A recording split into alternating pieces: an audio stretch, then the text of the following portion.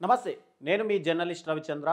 ఆంధ్రప్రదేశ్ మాజీ ముఖ్యమంత్రి వైఎస్ఆర్‌సీపీ అధినేత జగన్మోహన్ రెడ్డి ఈరోజు తెలంగాణకు రావడం, అది కూడా హైదరాబాద్‌లో పర్యటించడంతోటి అంటే ఒక కోర్ట్ కేస్ పని మీద వచ్చినప్పటికీ కూడా జనం మొత్తం కూడా అటు సీఎం సీఎం అంటూ నినాదాలతో హైదరాబాద్‌లో ఒక్కసారిగా ట్రాఫిక్ జామ్ అయిపోయింది. అయితే రాబోయే రోజుల్లో తెలంగాణలో వైఎస్ఆర్‌సీపీ ప్రయాణం ఎలా ఉండబోతుంది ఏంటనేది మనం తెలుసుకోవడానికి ఈరోజు మనతో పాటు పొలిటికల్ స్ట్రాటజిస్ట్ ఇంద్రనీల్ గారు ఉన్నారు. సార్ నమస్కారం సార్. నమస్తే సార్. రాబోయే రోజుల్లో వైఎస్ఆర్‌సీపీ ప్రయాణం తెలంగాణలో ప్రారంభమవుతుంది అని చెప్పి ఒక టాక్ వినిపిస్తుంది. అంటే ఇప్పటికే మీకు 2014లో బైఫర్గేషన్ జరిగినప్పుడు, రాష్ట్రం విడిపోయినప్పుడు వైఎస్ఆర్‌సీపీ ఒక స్ట్రాంగ్ నిర్ణయం అయితే తీసుకుంది.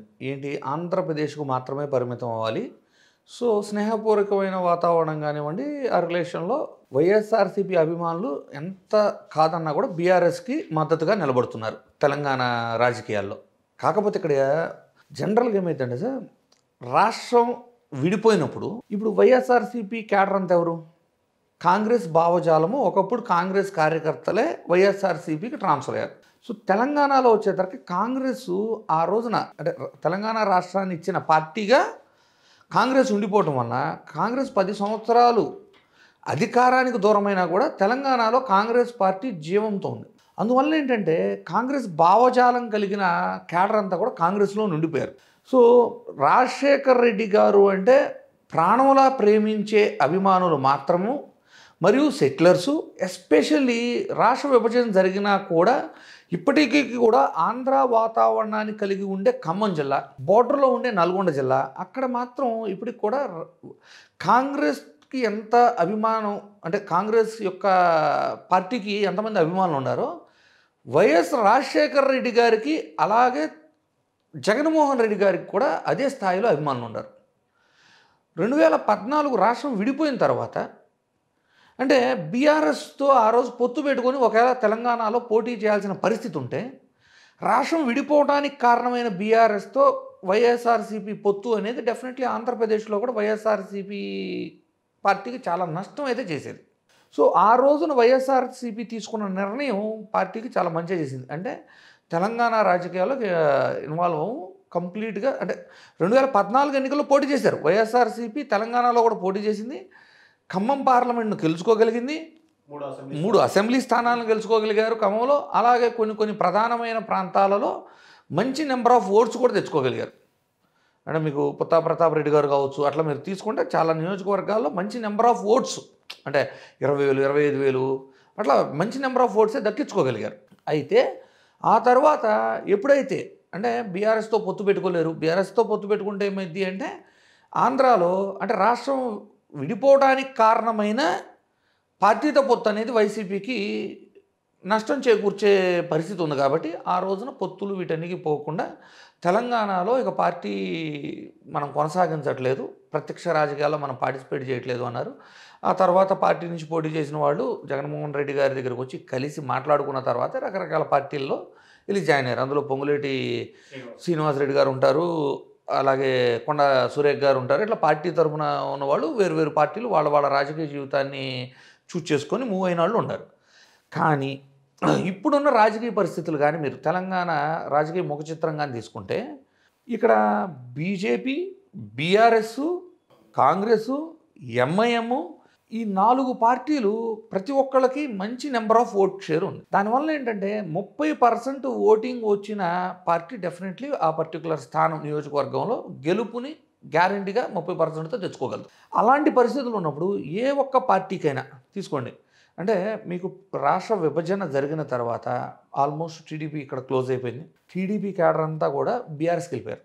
కాంగ్రెస్ క్యాడర్ అంతా కాంగ్రెస్కు ఉన్నారు. హిందూ భావజాలంతో కొంచెం ఎదుగుతూ వాళ్ళ నుంచి కొంత వీళ్ళ నుంచి కొంత తెచ్చుకుంటూ బీజేపీ కూడా కొంత పర్సంటేజ్తో ఎదుగుతూ ఉంది. కానీ ప్రధానమైన పోటీ అసెంబ్లీ ఎలక్షన్ అంటే మీకు ఉండేది బీఆర్ఎస్ వర్సెస్ కాంగ్రెస్. ఇప్పుడు బీజేపీతో పొత్తులో ఉన్న టీడీపీ ప్రత్యక్ష రాజకీయాల్లో పొత్తులో భాగంగా కొన్ని ఎమ్మెల్యే స్థానాలు తెచ్చుకొని కానీ పోటీ చేస్తేనేమో అది డెఫినెట్లీ బీఆర్ఎస్కి దెబ్బ. ఎందుకంటే టీడీపీ క్యాడర్ అంతా కూడా బీఆర్ఎస్కి వెళ్ళారు. ఇప్పుడు ఆ క్యాడర్ కొంత 2% మళ్ళీ టీడీపీ తెచ్చుకోగలిగిన అక్కడ తగ్గే ఓటింగ్ పర్సంటేజ్ డెఫినెట్లీ కాంగ్రెస్కి కానీ బీజేపీకి కానీ గెలుపుకి కారణమైంది. అలాగే మీకు వైసీపీ కానీ మళ్ళీ వచ్చి పోటీ చేస్తే పొత్తులో బీఆర్ఎస్తో పొత్తులో పోటీ చేయగలిగితే 3-4% ఓటింగ్ని కాంగ్రెస్ ఓటింగ్ని చీల్చగలగలదు వైఎస్ఆర్సీపీ. అంటే గ్యారంటీగా కాంగ్రెస్ యొక్క ఓటమిని శాసించగలదు, బీఆర్ఎస్ యొక్క గెలుపును కూడా శాసించగలదు. బీఆర్ఎస్ గెలుపుని శాసించగలదు అని అంత గట్టిగా నేను ఎలా చెప్పగలుగుతున్నాను అంటే, యాజ్ ఎ సెఫాలజిస్ట్ మీకు అర్థమవటానికి, అసలు బీఆర్ఎస్ పార్టీ బలహీనంగా ఉన్న జిల్లాలు ఏంటి? ఖమ్మంలో ఇంతవరకు వాళ్ళు అంటే అసలు వాళ్ళ రిప్రజెంటేషనే లేని స్థాయిలోనే ఉన్నారు ఈ రోజుకి కూడా. నల్గొండలో బాగా వీక్గా ఉన్నారు. ఆ 2 జిల్లాలను స్వీప్ చేయడంలోనే కాంగ్రెస్ ముందంజ ఉంటుంది. వీళ్ళకి మేజర్ ఫెయిల్యూర్ యాడ్ అయితే ఉందో ఆ ఏరియాలో జగన్మోహన్ రెడ్డి గారికి విపరీతంగా అభిమానులు ఉన్నారు.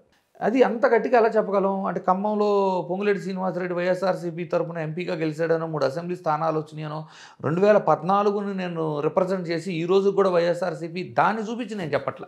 జగన్మోహన్ రెడ్డి గారి బర్త్డే జరిగినా, లేదు ఒక వినాయక నిమజ్జనాలు జరిగినా, ఆంధ్రప్రదేశ్ రాష్ట్రంలో కూడా జరగనంత వైభవంగా జగన్మోహన్ రెడ్డి గారి బ్యానర్లు, డీజేలు, పాటలు పెట్టుకొని ఖమ్మం జిల్లాలో జరుగుతూ ఉండే మనం ప్రతిసారి ప్రతి 3 నెలలకి ఏదో ఒక ఇన్సిడెంట్ ద్వారా మనం చూస్తూనే ఉన్నాం.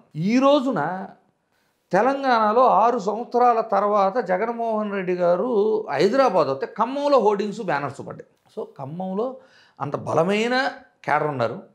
మరియు మీకు భద్రాచలం ఏరియాకి వెళ్ళేసరికి అక్కడ reserved constituencies, ST reserved constituencies ఉన్నాయి. రాజశేఖర్ రెడ్డి గారి మీద ఉన్న అభిమానం ఏ స్థాయిదంటే, ఈ రోజు కూడా రాజశేఖర్ రెడ్డి గారి పేరు చెప్పుకొని గెలిచే పరిస్థితిలో ఉన్నారు కాంగ్రెస్ నాయకులు. నేను చెబుతుంది ప్రస్తుతం కాంగ్రెస్లో ఉన్న నాయకులు అవ్వచ్చు, మంత్రి పదవుల్లో ఉన్నవాడు సైతం ఆ నియోజకవర్గంలో ఉన్న కొన్ని సామాజిక వర్గాల ఓట్లను దండుకోవడం కోసం రాజశేఖర్ రెడ్డి గారి బొమ్మను వాడుకునే పరిస్థితులు ఇప్పటికీ ఉన్నాయి.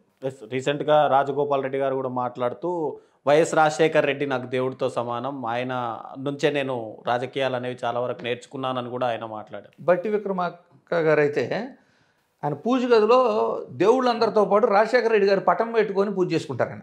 అంటే అంతలా అభిమానం. మీకు మహబూబ్ నగర్ అవ్వచ్చు, వరంగల్ అవ్వచ్చు, నిజామాబాద్ అవ్వచ్చు, హైదరాబాదు, మీకు గ్రేటర్ హైదరాబాద్ అవ్వచ్చు, ప్రతి చోట వైఎస్ఆర్సీపీ అభిమానులు. 1 రాజశేఖర రెడ్డి గారి భక్తులు, 2 జగన్మోహన్ రెడ్డి గారి ఫాలోవర్సు భారీ స్థాయిలో ఉన్నారు. నేనేమి ఇండివిజువల్గా పోటీ చేసినా కూడా 3-4 ఎమ్మెల్యే సీట్లు, 1-2 ఎంపీ సీట్లో గట్టి పోటీ ఇవ్వగలదు. అంటే మల్కాజ్గిరి లాంటి కాన్స్టిట్యున్సీలో, శేర్లింగంపల్లి కాన్స్టిట్యున్సీలో అండ్ ఖమ్మం, నల్గొండ పార్లమెంట్లో వాళ్ళకి బలమైన క్యాడర్ ఉన్నారు. కాబట్టి ఈ రోజుకి కూడా వైఎస్ఆర్సీపీ బలంగానే ఉంది. అలాగే 3-4 ఎమ్మెల్యే సీట్లు కూడా అంటే ఇండివిజువల్గా పోటీ చేసినా గెలవదు.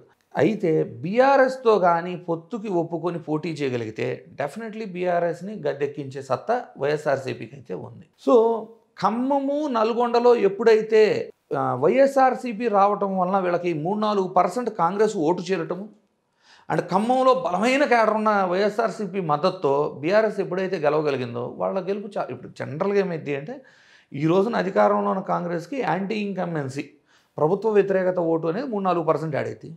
అండ్ వైఎస్ఆర్సీపీ పొత్తు పెట్టుకోవడం వల్ల ఇంకో 3-4% ఓటు యాడ్ అయితే వాళ్ళు అవలేలగా అంటే కేక్ వాక్ అంటారు చూడండి, అంత ఈజీగా విక్టరీని చేరుకోగలరు.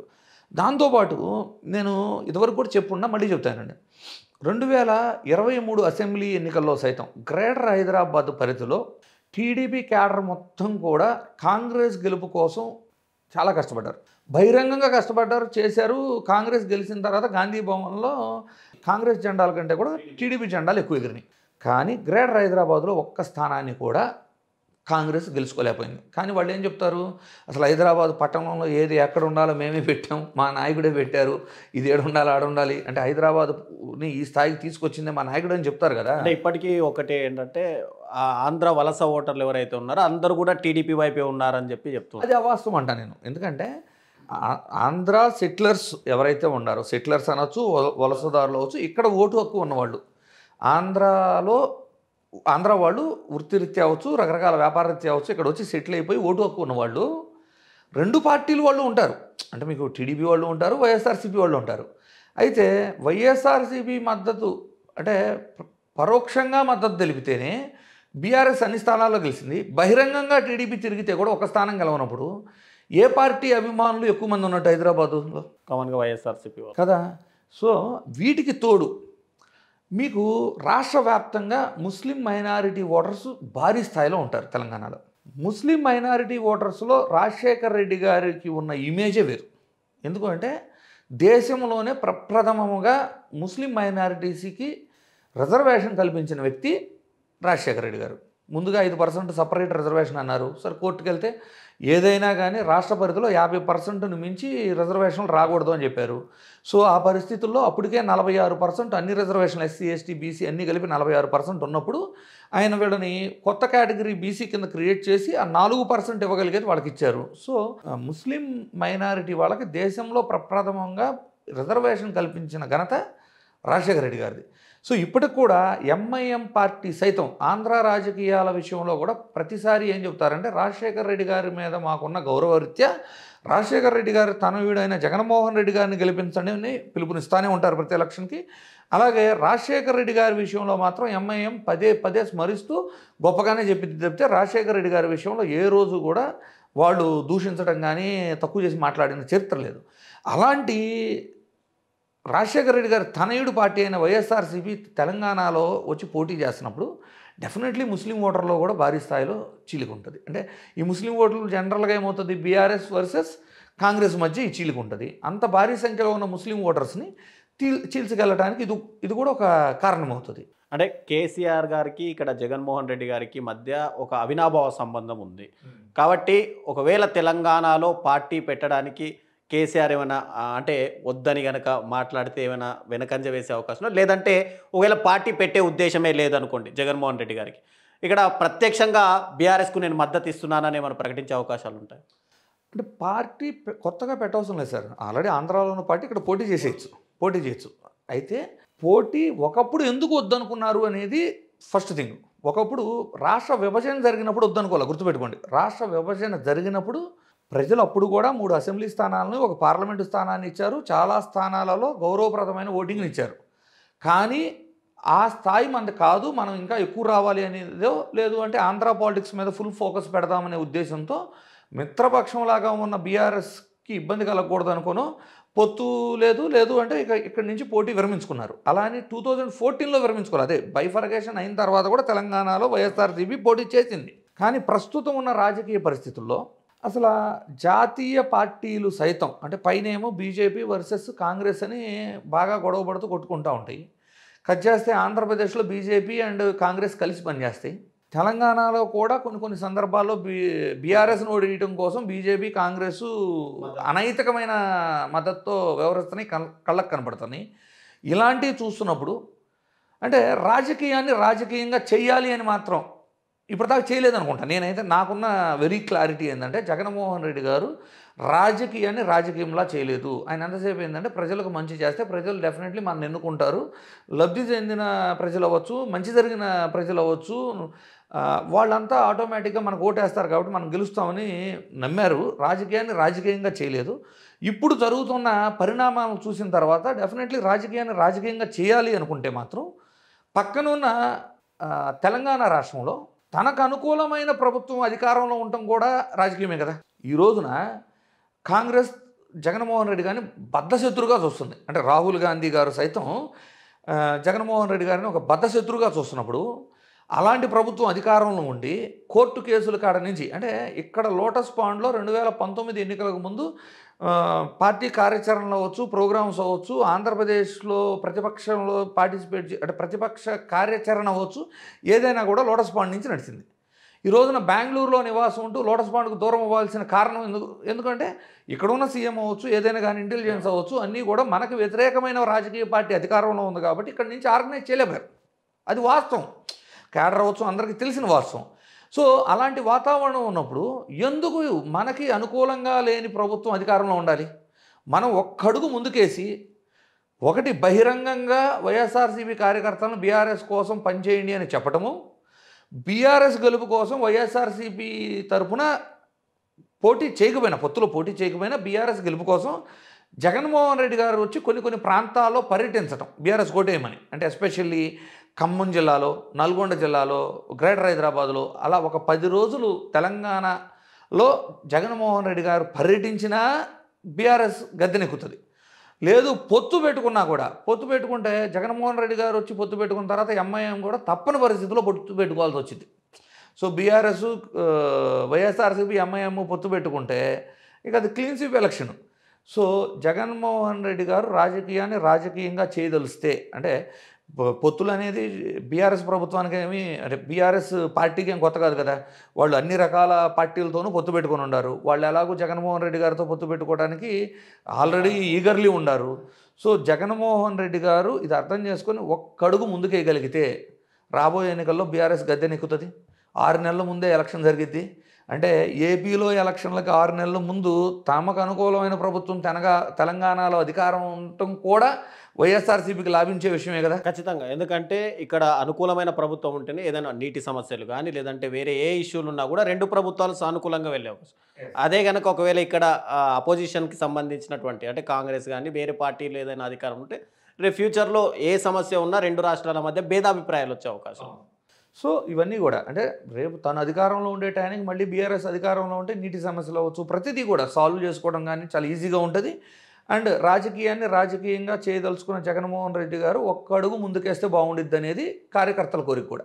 అంటే వేసే తెలంగాణలో ఉన్న కార్యకర్తల కోరిక. ఒక అంటే పొలిటికల్ స్ట్రాటజిస్ట్గా వేసే అవకాశాలు ఉన్నాయంటారు. అసలు నాకు అర్థమవుతుంది అయితే డెఫినెట్లీ పొత్తు పెట్టుకున్నా పెట్టుకోకపోయినా ఈసారి మాత్రం బహిరంగంగా బీఆర్ఎస్ గెలుపు కోసం జగన్మోహన్ రెడ్డి గారు పర్యటించబోతున్నారనేది అయితే నేను చెప్పగలను.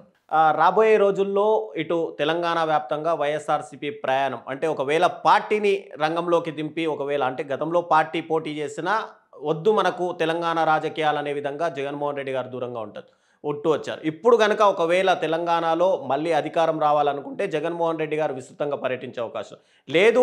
పరోక్షంగా బీఆర్ఎస్ పార్టీకి మద్దతు తెలపాలనుకుంటే జగన్మోహన్ రెడ్డి గారు కనుక ఒక్కసారి అటు కార్యకర్తలకు ఒక పిలుపిచ్చిన ఆయన విస్తృతంగా తెలంగాణ వ్యాప్తంగా 10 రోజుల పాటు పర్యటన చేసినా కూడా రాబోయే రోజుల్లో మళ్ళీ అంటే తెలంగాణ వ్యాప్తంగా ఆల్రెడీ రాజశేఖర్ రెడ్డి గారి అభిమానులు ఉన్నారు, అటు జగన్మోహన్ రెడ్డి గారికి అభిమానులు ఉన్నారు. కాబట్టి ఇక తెలంగాణలో కూడా వైఎస్ఆర్సీపీ ప్రయాణం మొదలయ్యే అవకాశాలు ఉన్నాయని మనకు అనిపిస్తుంది. Thank you very much sir. Welcome sir.